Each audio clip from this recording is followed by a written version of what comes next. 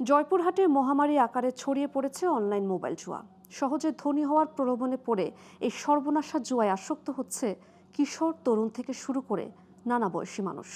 আর লাখ লাখ টাকা হারিয়ে সর্বশান্ত হচ্ছে অধিকাংশ। ঋণের বোঝা আর পারিবারিক কলহে দিশেহারা হয়ে কেউ আত্মহত্যা করছে, কেউ জুয়া ছাড়ার প্রতিজ্ঞা করছে। দ্রুত এমন জুয়ার বন্ধ না করতে পারলে পঙ্গু হয়ে যেতে পারে বলে ভবিষ্যৎ প্রজন্ম, এমন অভিমত শিক্ষকদের।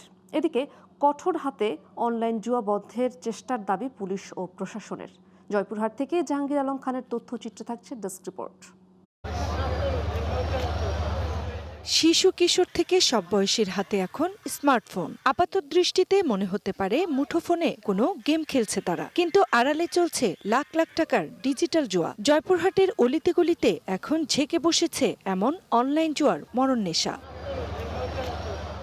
দ্রুত ধনী হওয়ার মোহে প্রতিদিন তারা টাকা ঢালছেন এসব জুয়াতে, আর জুয়ার নেশায় হারাচ্ছে সবকিছু। ফলে বাড়ছে পারিবারিক অশান্তি ও দাম্পত্য কলহ। এই অনলাইনে জুয়া আমাদের এলাকার খেলা হতো, আমি দেখতাম। মোটা রঙের টাকা পাতো, ওটা হলো লোভ জাতীয় লোভ জাগে গেল। লোভ জাগার পর আমিও খেলতে যাই। আমি ভাই আগে শান্ত হয়ে গেছি। সবাই চিল্লাচিল্লি করে, বকাবকি করে।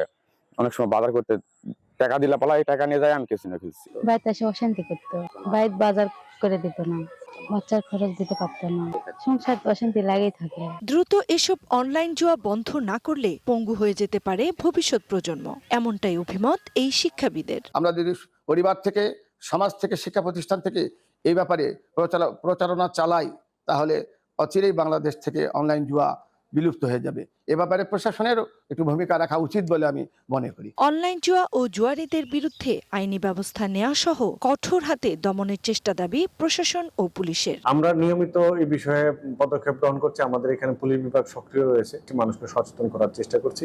আশা করি যে এটি হয়তো পুরোপুরি নির্মূল না করা গেলেও তীব্রতা হ্রাস পাবে। আমাদের জেলা গোয়েন্দা শাখা টিম গত 1 মাসে জয়পুরহাট জেলার বিভিন্ন থানা এলাকায় অভিযান পরিচালনা করে। এই সংক্রান্তে আমাদের জেলা গোয়েন্দা শাখা টিম ও সাইবার ক্রাইম ইউনিট তৎপর আছে। অনলাইন জুয়া চক্রের মূল হোতাদের গ্রেফতারের অভিযান অব্যাহত আছে। এসব অনলাইন জুয়া দ্রুত বন্ধ করে ভবিষ্যৎ প্রজন্মকে রক্ষা করতে সরকারকে দ্রুত ব্যবস্থা নেওয়ার দাবি জয়পুরহাটবাসীর। Global Television news desk.